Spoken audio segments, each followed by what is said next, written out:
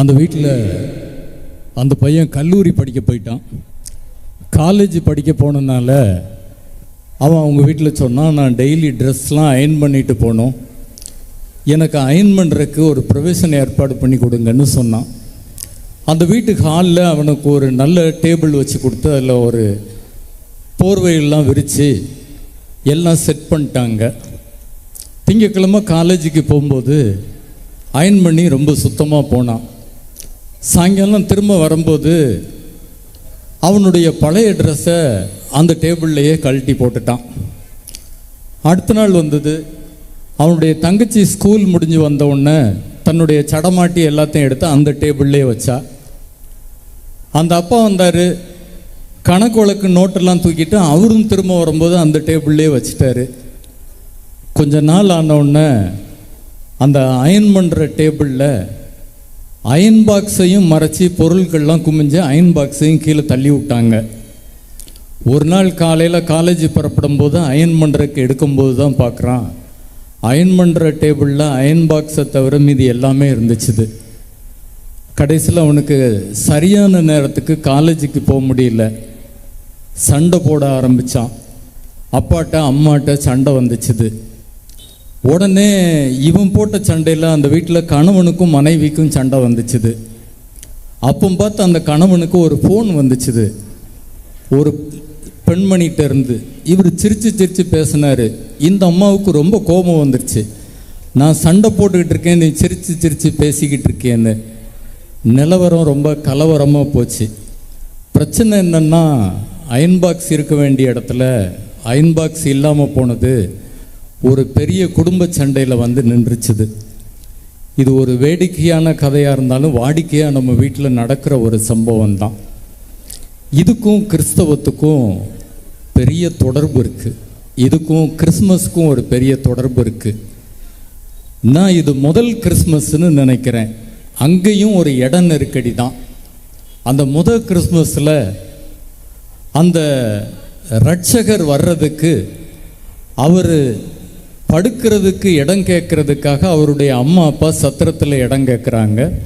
லூக்கா சுவிசேஷம் 2வது அதிகாரம் 7ஆம் வசனத்தில், சத்திரத்தில் இடமில்லாதபடியினால் பிள்ளையை துணியில் சுற்றி முன்னணையிலே கிடத்தியிருத்த கண்டார்கள் அப்படின்னு இருக்குது. அவருக்கு சத்திரத்தில் இடம் கிடைக்கல. அப்போ முதல் கிறிஸ்மஸ்லையும் எந்த இடத்துல ஆண்டவரை வைக்கணுமோ அந்த இடத்துல ஆண்டவருக்கு இடம் கிடைக்கல. அதிலிருந்து பிரச்சனை தான். அதுக்கு பிறகு அவர் நாசரேத்திலையும் இருக்க முடியல. அவரை எகிப்துக்கு நாடு கடத்த வேண்டிய ஒரு நிலைமை தான் இயேசு கிறிஸ்துவுக்கு இருந்துச்சுது. இயேசு கிறிஸ்துவுக்கு இடமில்லாத பிரச்சனை அப்போ மட்டும் இல்லை. அவர் தன்னுடைய ஊழியத்தில் சொல்கிறாரு, நரிகளுக்கு குழிகளும் ஆகாயத்து பறவைகளுக்கு கூடுகளும் உண்டு, மனுஷகுமாரனுக்கோ தலை சாய்க்க இடமில்லை அப்படின்னு சொல்கிறாரு. இந்த ஆண்டவருக்கு ஊழியத்திலையும் அவருக்கு இடம் கிடைக்கல. கிட்டத்தட்ட ஆண்டவரோடு நெருங்கி பழகும்போது, வேதத்தை வாசிக்கும்போது இது இடம் கிடைக்காத பிரச்சனை நிறைய இடத்துல இருக்குது. ஒரு பையனுக்கு அங்கீகாரம் கிடைச்சிது அந்த வீட்டில், அண்ணனும் தம்பியும். ஒருவனுக்கு அங்கீகாரம் கிடைச்சிது, ஒருவனுக்கு அங்கீகாரம் கிடைக்கல. அங்கீகாரம் கிடைக்காதவன் அங்கீகாரம் கிடைச்சவன்னு கொன்னுட்டான். இப்போ அந்த இரத்தப்பழி கொலைக்காரன் காயின் மேலே விழுந்துருச்சுது. இதுவும் ஒரு இடம் பிரச்சனை தான், அங்கீகாரத்துக்காக பிரச்சனை. இன்னொரு அம்மாவுக்கு சொத்து பத்து நிறையா இருந்துச்சுது. ஆதியாகமம் 16 நீங்கள் வாசிக்கலாம். இந்த இடம் அழிய போகுதுன்னு தெரிஞ்ச உடனே அந்த அம்மா கடைசியாக என் சொத்தை பார்த்து ஒரு பிளேயிங் கிஸ் கொடுத்துட்டு போயிடுறேங்கிற மாதிரி அந்த அம்மா பார்த்தாங்க. புருஷங்காரன் கூப்பிட்டு பார்த்தான், அந்த அம்மா தான் திரும்பவே முடியல, உப்பு தூணா போயிட்டாங்க. அது தன்னுடைய இடத்துக்கான பிரச்சனை. இன்னொருத்தன் தன்னுடைய விளைச்சல் ரொம்ப ஆயிடுச்சு, இந்த அறுவடையை சேர்க்கறதுக்கு ஒரு இடம் வேணும்னு தேட ஆரம்பித்தான். இடம் இல்லையே, களஞ்சியம் இல்லையே, எங்கே போய் என்னுடைய அறுவடையை சேர்ப்பேன்னு சொன்னான். ஆனால் ஆண்டவர் அவனுக்கு சொன்னார், மதிகேடனே, இன்னைக்கு ராத்திரி உன் ஆத்துமா உன்னை விட்டு எடுபடுமானால் நீ எங்கே போவ அப்படின்னு சொன்னார். பொதுவாக இயேசு கிறிஸ்து இப்படி தான் சொல்கிறாரு, மனுஷன் உலகம் முழுவதையும் ஆதாயப்படுத்தி கொண்டாலும் தன் ஆத்மாவை நஷ்டப்படுத்தினால் அவனுக்கு லாபம் என்ன? இன்னைக்கு வர நம்ம எல்லாரும் பிள்ளைகளை நல்ல எஜுகேஷன் இன்ஸ்டியூட்டில் சேர்க்கறதுக்கு இடத்துக்கு அலையிறோம். நல்ல வேலை வேணும், அதுக்கு இடத்துக்கு அலையிறோம். நல்ல இடத்துல கல்யாணம் பண்ணணும், அதுக்காக அலையிறோம். நல்ல பதவி வேணும், அந்த அத்தாரிட்டிக்காக அலையிறோம். நல்ல ஆஸ்தி வேணும், அதுக்காக அலையிறோம். எல்லாத்துக்காகவும் அலையிறோம். நம்ம உலகத்தில் எங்கே போனாலும் நீங்கள் பாருங்கள், இலவசமாக எதை கொடுத்தாலும் போட்டி போட்டு வாங்குவோம். ஆனால் இயேசு கிறிஸ்து இலவசமாக ரட்சிப்பு கொடுக்கும்போது மட்டும் ஏனோ நம்ம வாங்க மாட்டேங்கிறோம். எல்லாரும் இடத்துக்கு அலையும் போது மனிதர்கள் தான் இப்படி ஏதோ ஒன்றுக்கு அலையிறோம்னா, கடவுளும் ஒரு இடத்துக்கு அலைகிறார். ஆமாம், சத்திரத்தில் இடமில்லாத அந்த ஆண்டவர், அவருக்கு அது முதல் கிறிஸ்மஸ் அனுபவம்.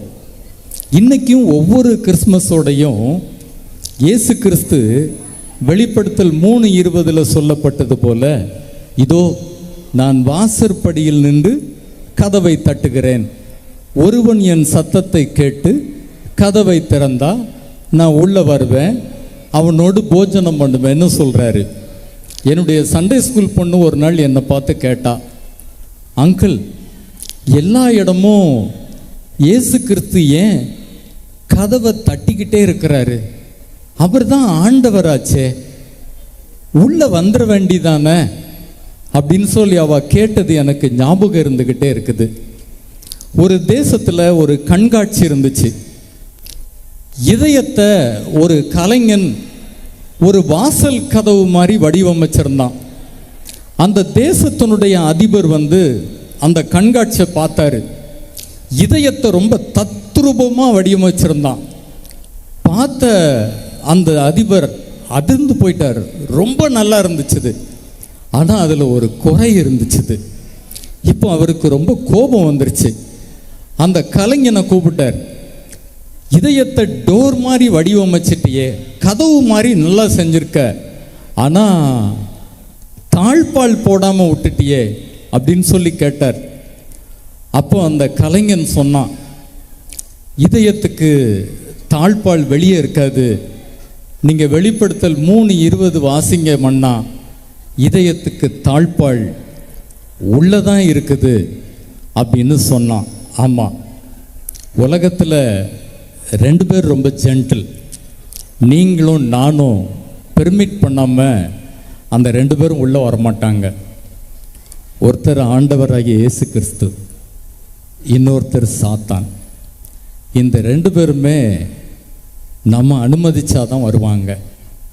இந்த சாத்தானை பல வழியில் நம்ம உள்ளே விட்டுறோம். நம்மளுடைய ஆசைகள், நம்மளுடைய எண்ணங்கள், சிற்றின்பங்கள், குறுக்கு வழிகள், பாவங்கள் அப்படின்னு பல ஆசைப்பட்டு சாத்தானை விட்டுறோம். அயன் பண்ணுற அந்த டேபிளில் அயன் பாக்ஸை தவிர எல்லாத்தையும் போட்ட மாதிரி எல்லாமே உள்ளே இருக்குது.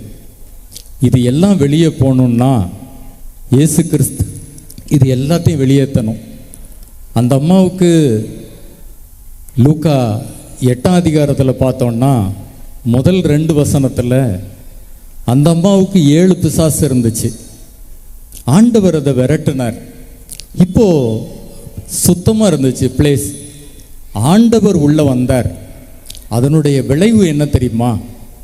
மார்க்கு 16ஆம் அதிகாரம் 9ஆம் 10ஆம் வசனத்தில் இயேசு கிறிஸ்து உயிர் தெழுந்த அந்த நற்செய்தியை முதலாவது இந்த மகதலேனா மரியாளுக்கு தான் தெரிஞ்சு அவங்க தான் மற்றவர்களுக்கு சொன்னாங்க. என் இதயத்துக்குள்ள இயேசு கிறிஸ்து உள்ளே வந்தா, சத்திரத்தில் இடமில்லாத அந்த ஆண்டவர் என் இதயத்தில் சிம்மாசனமிட்டு உள்ளே அமரும் போது என்ன நடக்கும் தெரியுமா? நாமும் இந்த நற்செய்தியை உலகத்துக்கு பறைசாற்றுவோம். ஒரே ஒரு நிமிடம் கண்களை மூடி தலையை தாழ்த்தி, முதல் கிறிஸ்மஸில் உமக்கு சத்திரத்தில் இடமில்லாதிருந்ததே, இந்த கிறிஸ்மஸில் என் இதயத்தில் இடம் தருகிறேன் என்று கேட்போமா? ஒருவேளை அந்த ஆண்டவருக்கு நீங்கள் இடம் கொடுத்திருந்தீர்கள் என்றால் மகதலேனா மரியாளை போல நற்செய்தியை அறிவித்திருக்கிறீர்களா? இயேசு கிறிஸ்து உங்களுடைய இதயத்துக்குள் வந்தால் ஆண்டவர் கொடுக்கும் சந்தோஷமும் சமாதானமும் நற்செய்தியும் கிடைக்கும். நல்ல ஆண்டவரே, என்னோடு எங்களோடு பேசுனீங்க, எங்கள் இதயத்தில் உங்களுக்கு இடம் கொடுத்து சந்தோஷத்தையும் சமாதானத்தையும் நற்செய்தியையும் பெற்று மகதிலே நாம் மரியாளை போல உலகத்துக்கு அதை பறைசாற்ற உதவி செய்யும். இயேசு கிறிஸ்துவின் நல்ல நாமத்தில் கேட்கிறோம் பிதாவே, ஆமென்.